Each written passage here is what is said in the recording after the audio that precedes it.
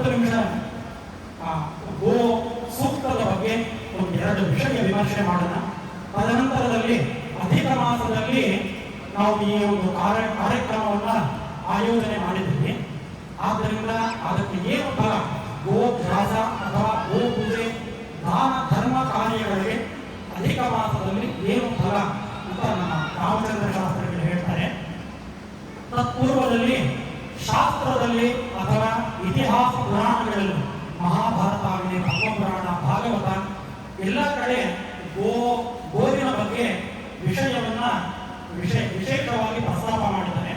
ಅದರ ಬಗ್ಗೆ ನಾವೀಗ ಒಂದು 10 ನಿಮಿಷಗಳ ಕಾಲ ಚಿಂತನೆ ಮಾಡೋಣ. ಯಾವುದೇ ಒಂದು ಕರ್ಮವನ್ನು ನಾವು ತಿಳಿದು ಮಾಡಿದ್ರೆ ಅದಕ್ಕೆ ಫಲ ಹೆಚ್ಚು ಅಂತ ಶಾಸ್ತ್ರ ಹೇಳಿದೆ. ಆದ್ದರಿಂದ ನಾವು ಇಷ್ಟು ದಿವಸ ಇಂದು ಗೋ ಸೂಕ್ತವನ್ನು ಪಾರಾಯಣ ಮಾಡಿದ್ವಿ. ಇದಕ್ಕೆ ಏನು ಫಲ ಅನ್ನೋದನ್ನ ಈಗ ನಾವು ತಿಳ್ಕೊಳ್ಳೋಣ.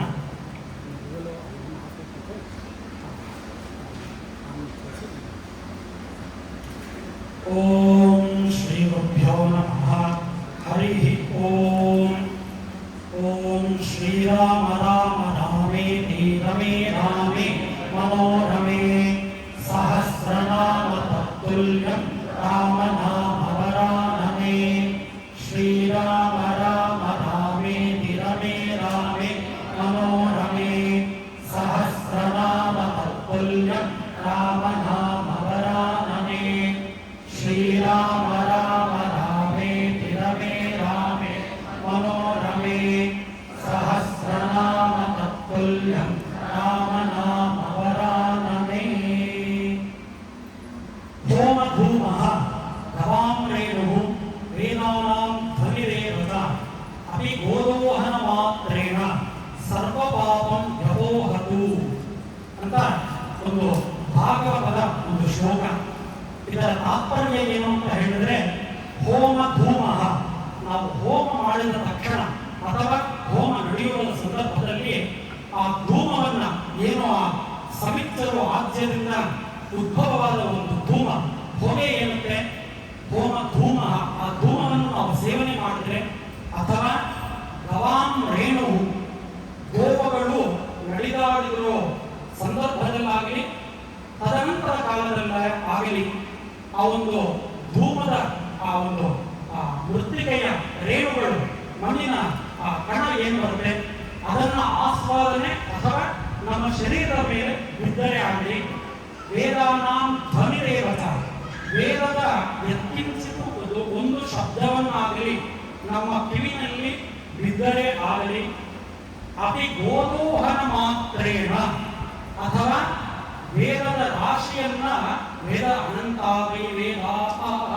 ಅಂತ ವೇದ ಪರಂಪರೆ, ವೇದದ ಒಂದು ರಾಶಿ ಅನಂತವಾಗಿದೆ. ಅದರಲ್ಲಿ ಅಪಿ ಗೋದೋಹನ ಮಾತ್ರೇನ, ಹಾಗನ್ನ ಕರೆಯುವ ಸಮಯ ಎಷ್ಟಿರುತ್ತೆ, ಒಂದು ಮುಹೂರ್ತದ ಕಾಲ ಇರುತ್ತೆ. ಒಂದು ಮುಹೂರ್ತ ಅಂತ ಹೇಳಿದ್ರೆ ಒಂದು 35ರಿಂದ 40 ನಿಮಿಷ ಅಂತ ಇಟ್ಕೋಬಹುದು, ಇಲ್ಲ ಅಂದ್ರೆ ಒಂದು 20 ನಿಮಿಷ ಅಂತ ಇಟ್ಕೋಬಹುದು. ಅಪಿ ಗೋದೋಹನ ಮಾತ್ರೇನ, ಅದರಲ್ಲಿ ಒಂದು ಭಾಗ ಅಂದ್ರೆ ಕನಿಷ್ಠವಾದರೂ ಒಂದು 5 ನಿಮಿಷಗಳ ಕಾಲ ನಾವು ವೇದ ಧ್ವನಿ ತರಂಗಗಳನ್ನ ಕೇಳಿದರೆ ಇದರಲ್ಲಿ ಯಾವುದಾದ್ರೂ ಒಂದು ಮಾಡಿದರೆ ಸಾಕಂತ ಸರ್ವ ಪಾಪಂ ವ್ಯಪೋಹತು ಅಂತ ಶಾಸ್ತ್ರ ಹೇಳುತ್ತೆ. ಏನು ಅಂತ ಹೇಳಿದ್ರೆ, ನಾವು ಮಾಡಿರುವ ಪಾಪ ಕರ್ಮಗಳು ನಶಿಸುವುದಕ್ಕೆ ಇದು ಒಂದು ಮಾರ್ಗ ಅಂತ ಭಾಗವತದಲ್ಲಿ ಉಲ್ಲೇಖ ಮಾಡಿದೆ. ಹಾಗೆಯೇ ಮಾತಾ ರುದ್ರಾಣಾಂ ದುಹಿತಾ ವಸೂರ್ವಸ ನಿತ್ಯಾನ ಸವಿತಸ್ನಾಭಿಃ. ಮಾತಾ ರುದ್ರಾಣಾಂ ದುಹಿತಾ ವಸೂರ್ವಸ ನಿತ್ಯಾನ ಅಮೃತಸ್ನಾಭಿಃ ಪ್ರಣೋದನ್ ಚಿಕಿತುಷೇದನಾಯ ಮಾಗಾಮನಾಗ ಅದಿತಿಂಪಧಿಷ್ಠ. ಇದು ವಿಶೇಷವಾಗಿರುವ ಒಂದು ಮಂತ್ರ. ಯಾತಕ್ಕೋಸ್ಕರ ಅಂತ ಹೇಳಿದ್ರೆ, ಇದು ವೇದದಲ್ಲೂ ಬರುತ್ತೆ. ಅದೇ ರೀತಿಯಾಗಿ ನಾವು ಮದುವೆಯ ವಿವಾಹದ ಒಂದು ಮಧುಪರ್ಕದ ಒಂದು ಸಂದರ್ಭದಲ್ಲಿ ಗೋವಿನ ಪ್ರಾಶಸ್ತ್ಯ ಹೇಳ್ತಾ ವಧುವನ್ನ ಕೊಡೋ ಮುಂಚಿತವಾಗಿ ವರನಿಗೆ ಆ ಕನ್ಯಾದಾನದ ಅಂಗವಾಗಿ ಸೋದರ ಮಾವ ಅಂದ್ರೆ ಆ ಹುಡುಗಿಯ ತಂದೆ ಅಳಿಯನಿಗೆ, ಭಾವಿ ಅಳಿಯನಿಗೆ ಗೋವನ್ನ ಕೊಟ್ಟು ಮತ್ತೆ ಕನ್ಯಾದಾನ ಮಾಡುವ ಪ್ರಾಶಸ್ತ್ಯ ಇದೆ. ಮಾಡಬೇಕು ಅಂತ ಶಾಸ್ತ್ರ. ಅದನ್ನ ಏನಕ್ಕೆ ಮಾಡ್ತೀವಿ, ಗೋದಾನ ಅಲ್ಲಿ ಏನಕ್ಕೆ ಮಾಡಬೇಕು ಅನ್ನೋದನ್ನ ಈ ಮಂತ್ರ ತಿಳಿಸುತ್ತೆ. ಏನು ಅಂತ ಹೇಳಿದ್ರೆ, ಮಾತಾ ರುದ್ರಾಣ, ರುದ್ರನಿಗೆ, ಏಕಾದಶ ರುದ್ರನಿಗೆ ತಾಯಿಯಾಗ ಅಂತ ಹೇಳಿದ್ರೆ ಗೋವು. ದುಹಿತ ವಸೂನಾಂ, ಅಷ್ಟವಸುಗಳಿಗೆ ಪುತ್ರಿಯಾರು ಅಂತ ಹೇಳಿದ್ರೆ ಗೋವು. ದುಹಿತ ವಸೂನಾಂ ಸ್ವಸಾದಿತ್ಯಾನಾಂ, ಆದಿತ್ಯರಿಗೆ ಪುತ್ರದ ಅಕ್ಕ ತಂಗಿಯ ಒಂದು ಸ್ವರೂಪ. ಸ್ವಸಾದಿತ್ಯಾನಾಂ ಅಮೃತಸ್ಯ ನಾಭಿಹಿ, ಅಮೃತವನ್ನ ತನ್ನ ಶರೀರದಲ್ಲಿ ಇಟ್ಕೊಂಡು, ಅಮೃತ ಅಂದ್ರೆ ಇಲ್ಲಿ ತಾತ್ಪರ್ಯ ಹಾಲು ಅಂತ ಅರ್ಥ. ಅದರ ಹೊಟ್ಟೆನಲ್ಲಿ ಇಟ್ಕೊಂಡಿರುವ ಒಂದೇ ಒಂದು ಪ್ರಾಣಿ ಯಾವುದು ಅಂತ ಹೇಳಿದ್ರೆ ಗೋ. ಅಮೃತಸ್ಯ ನಾಭಿಹಿ ಪ್ರಣುಭೋಸಂಚಿತಿತುಷೇ ಮಾಗಾಂ ಅನಾಗಾಂ ಅದಿತಿಂ ವಧಿಷ್ಠ. ಅಂತಹ ಉತ್ಕೃಷ್ಟವಾದ ಒಂದು ಗೋವನ್ನು ಪ್ರಣುಭೋಸಂಚಿತಿತುಷೆ, ಚಿಕಿತುಷೆ ಅಂತ ಹೇಳಿದ್ರೆ ಯಾರಿಗೇ ಆಗಲೇ ತೊಂದರೆ ಮಾಡದಿರುವ ಒಂದು ಪಶು ಯಾವುದಿದೆ ಅಂತ ಹೇಳಿದ್ರೆ ಅದು ಗೋವು. ಅಂತಹ ಒಂದು ಗೋವನ್ನ ಮಾಗಾಂ ಅನಾಗಾಂ, ಯಾವುದೇ ಒಂದು ಸಂದರ್ಭಕ್ಕಾಗಲಿ ಯಾರೂ ಸಹ ಅದನ್ನು ಹೊಡೆಯಬೇಡಿ. ವಧೆ ಮಾಡೋದು ನೆಕ್ಸ್ಟ್, ಅದರಿಂದ ಮುಂದಿನ ವಿಚಾರ. ಅದಕ್ಕೆ ಒಂದು ಹೇಗನ್ನು ಹಾಕದೆ ತುಂಬಾ ಉತ್ಕೃಷ್ಟವಾದ ದೋಷವನ್ನು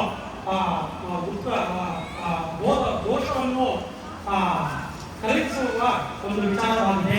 ಆದ್ದರಿಂದ ಯಾವುದೇ ಒಂದು ಸಂದರ್ಭದಲ್ಲಿ ಆಗಲಿ ಅದನ್ನು ಹೊಡೆಯಬೇಡಿ.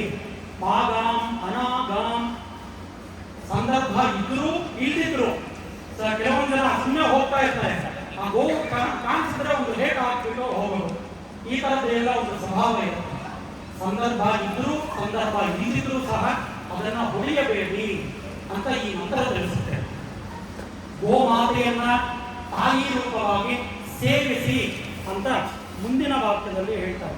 ಅದಿತಿ ವಧಿಷ್ಠ, ಅದಿತಿ ಅಂತ ಹೇಳಿದ್ರೆ ದೇವತೆಗಳ ಒಂದು ತಾಯಿ. ಆದ್ದರಿಂದ ಆ ಸ್ವರೂಪದಲ್ಲಿ ಗೋವನ್ನ ಎಲ್ಲರೂ ಸಹ ಸೇವನೆ ಮಾಡಿ ಅದನ್ನ ಸೇವಿಸಿ ಅಂತ ಈ ಒಂದು ವಿಷಯ ಹೇಳುತ್ತೆ. ಅದರ ಮುಂದಿನ ಕಾಲದಲ್ಲಿ ನಾವು ಈಗ ಪಾರಾಯಣ ಮಾಡಿರುವಂತಹ ಆಗಾವೋ ಅಗ್ಮನ್ಮುತ ಭದ್ರಮಕ್ರನ್ ಸೀನಂತು ಗೋಷ್ಠೆ ಹಣಯನ್ ತಸ್ಮೇ ಪ್ರಜಾಪತಿ ಪುರೂಪ ಇಹಸ್ಯು ಇಂದ್ರಾಯ ಪೂರ್ವಿ ವಿಷಸೋಹಾನಃ. ಈ ಮಂತ್ರ ಏನು ಹೇಳುತ್ತೆ ಅಂತ ಹೇಳಿದ್ರೆ, ಹಸುಗಳು ನಮ್ಮ ಹತ್ರ ಬಂದ್ರೆ ಸಾಕತ್ತೆ, ನಾವು ಅದರ ಹತ್ರ ಹೋಗಿ ಪೂಜೆ ಮಾಡಿ ಏನ್ ಬೇಕಾಗಿದೆ ಅದೆಲ್ಲ ಮಾಡ್ಬೇಕಾಗಿತ್ತು. ಅದು ನಮ್ಮ ಹತ್ರ ಬಂದ್ರೆ ಸಾಕತ್ತೆ. ಆಗಾವೋ ಅಗ್ಮನ್ಮುತ ಭದ್ರನ್, ಯಾವುದಾದ್ರೂ ಒಂದು ಗೋವು, ವಿಶೇಷವಾಗಿ ಕಪಿಲ ಗೋವು, ಈ ಗೋವು ನಮ್ಮ ಹತ್ರ ಬಂದ್ರೆ ಸಾಕತ್ತೆ, ನಮಗೆಲ್ಲ ಮಂಗಳ ಆಗುತ್ತೆ. ಆಗಾವೋ ಅಗ್ಮನ್ಮುತ ಭದ್ರಮಕ್ರನ್ ಸೀದಂತು ಗೋಷ್ಠೆ ಪ್ರಣಯನ್ ತಸ್ಮೇ. ಇದರ ವಿಷಯ ಏನು ಅಂತ ಹೇಳಿದ್ರೆ, ನಮ್ಗಿರೋ ಅಮಂಗಳ ಎಲ್ಲ ನಿವಾರಣೆ ಆಗುತ್ತೆ. ಅಂದ್ರೆ ತಾತ್ಪರ್ಯ ನಮಗೆಲ್ಲ ಮಂಗಳವನ್ನು ಉಂಟು ಮಾಡುತ್ತೆ. ಅದೇ ರೀತಿಯಾಗಿ ನಮಗೆ ಎಲ್ಲ ಜ್ಞಾನದ ಬುದ್ಧಿಯನ್ನ ಪ್ರಚೋದನೆ ಮಾಡುತ್ತೆ ಅಂತ ಈ ಮಂತ್ರ ಹೇಳುತ್ತೆ. ಅದೇ ರೂಪವಾಗಿ ಧನ ಸಮೃದ್ಧಿಯನ್ನ ನಮಗೆ ಕೊಡುತ್ತೆ. ದದಾತಿ ದೇವ್ಯಂ ಪ್ರಜಾಪತಿ ಪುರೂಪಾ ಇಹಸ್ಯು ಇಂದ್ರಾಯ ಪೂರ್ವೀರುಷಸೋ ಗುಹಾನಾಃ. ಇಂದ್ರೋ ಯಧ್ವನೆ ಪ್ರಣತೆ ಚ ಶಿಕ್ಷತಿ. ಒಳ್ಳೆಯ ದಾರಿಯನ್ನ ನಮಗೆ ತೋರಿಸ್ಕೊಡುತ್ತೆ. ನಮಗೆ ಒಂದು ಒಳ್ಳೆಯ ಶಿಕ್ಷಕನಾಗಿ, ಅಂದ್ರೆ ಕೆಟ್ಟ ದಾರಿನಲ್ಲಿ ಹೋಗುವ ಸಂದರ್ಭದಲ್ಲಿ ನಮ್ಮ ಬುದ್ಧಿಯನ್ನ ಒಳ್ಳೆಯ ದಾರಿಯಲ್ಲಿ ಪ್ರಚೋದನೆ ಮಾಡಿ ಆ ಕಡೆಗೆ ಹೋಗುವ ರೀತಿ ಮಾಡುತ್ತೆ ಅಂತ ಈ ಮಂತ್ರದ ತಾತ್ಪರ್ಯ. ಮತ್ತೆ ನತಾನ ಶಂತಿ ನದಭಾತಿ ತಸ್ಕರಃ, ಯಜ್ಞಗಳಲ್ಲಿ ಮಾಡುವ ಒಂದು ಘೃತವನ್ನ ಗೋವು ದಾನ ಮಾಡುತ್ತೆ. ನಾವು ಗೋವು ದಾನ ಮಾಡೋದು ಒಂದು ವಿಷಯ, ಆದರೆ ಲೋಕಕ್ಕೆ ಗೋವು ಕೆಲವೊಂದು ಅಮೃತಗಳನ್ನ ದಾನ ಮಾಡುತ್ತೆ. ಅದರಲ್ಲಿ ಪ್ರಧಾನವಾಗಿ ಹಾಲು, ಅದರಿಂದ ಬರುವ ಪಂಚಗವ್ಯಗಳು ಅಂತ ಏನು ಹೇಳ್ತೀವಿ, ಅದನ್ನು ದಾನ ಮಾಡುತ್ತೆ. ನತಾನ ಶಂತಿ ನದಭಾತಿ ತಸ್ಕರಃ ನೈನಾ ಅಮಿತ್ರಾವ್ಯತಿರಾದ ಧರ್ಮಿ. ಮಿತ್ರನಾಗಿ ಎಲ್ಲ ಪ್ರಾಣಿಗಳಿಗೂ ಹಾಗೆ ಪಶು ಪಕ್ಷಾದಿಗಳಿಗೂ ಹಾಗೆ ಸಮಸ್ತ ಪ್ರಾಣಿಕೋಟಿಗೆ ಆ ಒಂದು ಅಮೃತವನ್ನ ಧಾರಾಕಾರವಾಗಿ ನಿಷ್ಪ್ರಯೋಜಕವಾಗಿ ನಾವಾದ್ರೆ ಒಂದು ಪ್ರಯೋಜನ ಇದ್ರೆ ಮಾತ್ರನೇ ಒಂದು ಕೆಲಸವನ್ನು ಮಾಡ್ತೀವಿ. ನಿಷ್ಪ್ರಯೋಜಕವಾಗಿ ಹಸು ಹಾಲನ್ನು ಕೊಡುತ್ತೆ. ನಾವು ಒಂದು ಏನಾದರೂ ದಾನ ಮಾಡಬೇಕು ಅಂದ್ರೆ ಏನೋ ಒಂದು ವಿಷಯ ತಿಳ್ಕೊಂಡು ಅದು ದಾನ ಮಾಡಿದ್ರೆ ಏನೋ ಅಂತ ವಿಷಯ ವಿಮರ್ಶೆ ಮಾಡಿ ಮಾಡ್ತೀವಿ, ಅದು ಒಂದು ವಿಚಾರ. ಆದ್ರೆ ವಿಷಯ ವಿಮರ್ಶೆ ಮಾಡಿದ್ರೆ ನನ್ಗೇನು ಅವಶ್ಯಕತೆ ಇಲ್ಲ, ಮೋಕ್ಷ ಸಾಧನೆಗಾಗಿ ದಾನ ಮಾಡಿದ್ರೆ ಅದಕ್ಕೆ 10 ಪಟ್ಟರಷ್ಟು ವಿಶೇಷವಾದ ಫಲಿತ ಇದೆ ಅಂತ ಶಾಸ್ತ್ರ ಹೇಳಿ. ಅದೇ ರೀತಿಯಾಗಿ ಸಮಾಜಕ್ಕೆ ಒಳ್ಳೆಯ ಜಾತಿಗೆ ಅಭಿವೃದ್ಧಿಗಾಗಿ ಗೋವು ತನ್ನ ಹಾಲನ್ನು ಸಮಾಜಕ್ಕೆ ದಾನ ಮಾಡುತ್ತೆ. ಇದು ಉತ್ತಮವಾದ ಗೋವಿನಲ್ಲಿರುವ ಉತ್ತಮ ಅಂಶವಾಗಿದೆ. ಹಾಗೆ ಯಾರು ಗೋಪಾಲಕನಾಗಿ ಗೋವನ್ನು ಸೇವನೆ ಮಾಡ್ತಾರೋ ಅವರಿಗೆ ದೀರ್ಘಾಯು ಅಭಿವೃದ್ಧಿ ಆಗಲಿ ಅಂತ ಗೋವು ಪ್ರತಿನಿತ್ಯ ಪ್ರಾರ್ಥನೆ ಮಾಡುತ್ತಂತೆ. ಅದು ಯಾರಿಗೂ ಗೊತ್ತಾಗಲ್ಲ. ಆ ಗೋ ಸೇವೆ ಮಾಡುವುದು ಅಂತ ಗೋಪಾಲಕನಾಗಿ ಸುಮ್ಮನೆ ಏನೋ ಪೂಜೆ ಮಾಡೋದಲ್ಲ, ರಾತ್ರಿಯಿಂದ ಬೆಳಗ್ಗೆವರೆಗೂ, ಬೆಳಗ್ಗಿನಿಂದ ಅಹೋರಾತ್ರಿ ಗೋ ಸೇವನೆ ಅಂತ ಒಂದು ವಿಷಯ ಇದೆ. ಆ ರೀತಿ ಯಾರಾದರೆ ಅದರ ಗೋಮಯವನ್ನ, ಗೋ ಸ್ನಾನವನ್ನ, ಇತ್ಯಾದಿಗಳನ್ನ, ಗೋ ಗ್ರಾಸವನ್ನ ಪ್ರತಿನಿತ್ಯ ನೋಡ್ಕೊಳ್ತಾರೋ ಅವರಿಗೆ ದೀರ್ಘಾಯುವು ಅಭಿವೃದ್ಧಿ ಆಗುತ್ತೆ ಅಂತ ಈ ಒಂದು ಮಂತ್ರ ಹೇಳುತ್ತೆ. ಓಂ ನತ ಅರ್ವಾರೇ ಮುಖಕಾಟೋ ಅಶ್ವತೆ ನ ಸಗ್ಗಸ್ಕೃತತ್ರಮುಪಯಂತ್ರಿತಾ ಅಭಿ. ಈ ಮಂತ್ರ ಯಜ್ಞಗಳಿಂದ ಗೋವಧೆ ನಿವಾರಣೆ ಆಗುತ್ತೆ ಅಂತ ಈ ಮಂತ್ರ ಹೇಳ್ತಾ ಇದೆ. ಯಾವ ರೀತಿ ಆಗುತ್ತೆ ಅಂತ ಹೇಳಿದ್ರೆ, ನಾವು ಶ್ರೌತ ಯಜ್ಞಗಳು ಏನ್ ಮಾಡ್ತೀವೋ ಅಲ್ಲಿ ಆ ಒಂದು ಗೋವಿನ ಹಾಲನ್ನ ಆಗಲೇ ಕಳೆದು, ಆಡಿನ ಹಾಲನ್ನ ಆಗಲೇ ಕಳೆದು ಪ್ರವರ್ಗ್ಯ ಇತ್ಯಾದಿಗಳನ್ನ ಮಾಡುವುದಕ್ಕೆ ನಾವು ಉಪಯೋಗಿಸ್ತೀವಿ. ಆ ಒಂದು ಸಂದರ್ಭದಲ್ಲಿ ಹಸು ಪ್ರಾರ್ಥನೆ ಮಾಡುತ್ತಂತೆ, ನನ್ನ ದೇಹವನ್ನ ಯಜ್ಞಕ್ಕಾಗಿ ತ್ಯಾಗ ಮಾಡ್ತಾ ಇದ್ದೀನಿ, ಈ ಒಂದು ದೇಹ ತ್ಯಾಗದಿಂದ ನನ್ನ ಸಂತತಿ ಇನ್ನೂ ಚೆನ್ನಾಗಿ ಅಭಿವೃದ್ಧಿ ಆಗಲಿ ಅಂತ ಪ್ರಾರ್ಥನೆ ಮಾಡುತ್ತಂತೆ. ಅದು ಗೋ ವಧೆ ಅಲ್ಲ, ಅದು ಗೋವು ಯಜ್ಞಕ್ಕಾಗಿ ತನ್ನ ಶರೀರವನ್ನು ಸಮರ್ಪಣೆ ಮಾಡೋದು. ಅಂದ್ರೆ ನಾವು ನೋಡೋ ದೃಷ್ಟಿಯಿಂದ ಅದು ನಮಗೆ ಅರ್ಥ ಆಗುತ್ತೆ. ಆದ್ದರಿಂದ ಯಜ್ಞದಲ್ಲಿ ಹಸುವನ್ನು ಉಪಯೋಗ ಮಾಡೋದು ಆ ಗೋವ ಸಂತತಿಯ ಅಭಿವೃದ್ಧಿಗಾಗಿ ಉಪಯೋಗಿಸ್ತಾರೆ. ಅದು ಗೋವಧೆ ಯಾವ ಸಮಯದಲ್ಲೂ ಆಗೋದಿಲ್ಲ ಅಂತ ಈ ಮಂತ್ರನೇ ಹೇಳುತ್ತೆ. ಆದ್ದರಿಂದ ಅದರಿಂದ ಗೋವಿಗೆ ಭೀತಿ ಭಯ ನಿವಾರಣೆ ಆಗಲಿ ಅಂತ ಈ ಮಂತ್ರದ ತಾತ್ಪರ್ಯ. ಹಾಗೆ ಮುಂದಿನ ಮಂತ್ರದಲ್ಲಿ ಗಾವೋ ಭಗೋ ಗಾವ ಇಂದ್ರೋ ಮೇ ಅಚ್ಛಾತ್. ಇಂದ್ರಾದಿ ದೇವತೆಗಳಿಗೂ ಸಹ ಗೋವಿನಿಂದ ಶ್ರೇಯಸ್ಸು ಉಂಟಾಗಲಿ, ಅಂದ್ರೆ ಸುರಾಸುರರು ಸಹ ಇದರಿಂದ ಉತ್ತಮ ಗತಿಯನ್ನ, ಉತ್ತಮ ವ್ಯವಸ್ಥೆಯನ್ನ ಹೊಂದುತ್ತಾ ಇದ್ದಾರೆ ಅಂತ ಈ ಮಂತ್ರದ ತಾತ್ಪರ್ಯ. ಓಂ ಗಾವೋ ಭಗೋ ಗಾವ ಇಂದ್ರೋ ಮೇ ಅಚ್ಛಾತ್ ಗಾವ ಸೋಮಸ್ಯ ಪ್ರಥಮಸ್ಯ ಭಕ್ಷಃ. ಈ ಮಂತ್ರ ವಿಶೇಷವಾಗಿ ಹೇಳಿದರೆ ಯಾಕಕ್ಕೋಸ್ಕರ ಅಂತ ಹೇಳಿದ್ರೆ, ಒಂದು ಸೋಮಯಾಗ ಮಾಡಬೇಕು ಅಂತ ಹೇಳಿದ್ರೆ ಗೋವಿನ ಅನುಗ್ರಹ ಇರಬೇಕು. ಗೋವೇ ಪ್ರಥಮ ಭಕ್ಷ್ಯವಾಗಿರುತ್ತೆ. ಅಂದ್ರೆ ಆ ಸೋಮ ರಸವನ್ನ ಪಾನ ಮಾಡೋದು, ತದನಂತರದಲ್ಲಿ ಅಧ್ವರ್ಯು ಋತ್ವಿದರು, ಅಧ್ವರ್ಯುಗಣ, ಹೋತೃಗಣ, ಉದ್ಗಾತೃಗಣ ಆಗಿರುತ್ತೆ. ಗಾವ ಸೋಮಸ್ಯ ಪ್ರಥಮಸ್ಯ ಭಕ್ಷಃ ತದೇವ ಗೋಹೋ ಅಂತ ಉಲ್ಲೇಖ ಆಗಿದೆ. ಆದ್ದರಿಂದ ಸೋಮರಸವನ್ನ ಗೋವು ಪಾನ ಮಾಡಿದ್ರೆ ಅದು ಸಮಸ್ತ ಲೋಕ ಅದರಿಂದ ಶಾಂತಿ ಕೊಡುತ್ತೆ ಅಂತ ಈ ವಿಷಯ ಹೇಳ್ತಾ ಇದೆ. ಸೋಮಸ್ಯ ಪ್ರಥಮಸ್ಯ ಭಕ್ಷಃ ಗಾವೋ ಭಗೋ ಗಾವ ಇಂದ್ರೋ ಸೋಮಸ್ಯ ಪ್ರಥಮಸ್ಯ ಭಕ್ಷಃ ನತಾನ ಶಂತಿ ನದಭಾತಿ ತಸ್ಕರಾಃ ನೈನಾ ಅಮಿತ್ರೋಭ್ಯಧಿರಾದಧರ್ಷತಿ ಯು ಯಂಗಾ ಗೋಮೇದ ಯಥಾ ಪ್ರಶಂಸಿತ. ಇಂತಹ ಗೋವನ್ನ ತುಷ್ಟಿಯಾಗಿ ಸುಂದರವಾಗಿ ತಮ್ಮ ಮನೆಗಳಲ್ಲಿ ಮಂಗಳಪ್ರದವಾಗಿ ಮಧುರವಾಗಿ ನೋಡಿಕೊಳ್ಳುವ ಯಜಮಾನ ಯಾರೆಂತಾನೋ ಅವನಿಗೆ ಎಲ್ಲಾ ರೀತಿಯಾದ ಶ್ರೇಯಸ್ಸು ಉಂಟಾಗುತ್ತೆ ಅಂತ ಹೇಳ್ತಾ ಇದ್ದಾರೆ. ಇದು ಒಂದು ಭಾಗವತದಲ್ಲಿ ವಿಶೇಷವಾಗಿ ಹೇಳಿದರೆ, ಗೋಪಾಲನೆ ಯಾವ ರೀತಿ ಮಾಡಬೇಕು, ಹಸುವನ್ನ ಮನೆಯಲ್ಲಿ ಯಾವ ರೀತಿ ನೋಡ್ಕೋಬೇಕು ಅನ್ನೋದಕ್ಕೆ ಈ ಮಂತ್ರದ ತಾತ್ಪರ್ಯ ಭಾಗವತದ ದಶಮ ಸ್ಕಂದದಲ್ಲಿ ವಿಶೇಷವಾಗಿ ಹೇಳ್ತಾರೆ. ಅದೇ ರೀತಿಯಾಗಿ ಕೊನೆಯ ಮಂತ್ರ ಪ್ರಜಾಪತಿ ಸ್ಪೂಜವಸವಿ ವೃಷಂತಿ ಶುದ್ಧ ಅವಸ್ವಪ್ರಪಾಣೆ ಪಿಬಂತಿ. ಎಲೆ ಗೋವುಗಳೇ, ನಿಮ್ಮ ಈ ಒಂದು ಮಂತ್ರದ ಪಾರಾಯಣದಿಂದ, ಅಂದ್ರೆ ನಾವು ಇಷ್ಟು ದಿವಸ ಏನ್ ಪಾರಾಯಣ ಮಾಡಿದೀವಿ ನಮ್ಗೆ ಗೊತ್ತಾಗ್ತೀರಾ ನಾವು ಇದೆಲ್ಲ ಪಾರಾಯಣ ಮಾಡಿದೀವಿ, ಅದರ ತಾತ್ಪರ್ಯ ಇದು. ಎಲೆ ಗೋವುಗಳೇ, ನಿಮಗೆ ನಿಮ್ಮ ಸಂತತಿ ಅಭಿವೃದ್ಧಿ ಆಗಲಿ.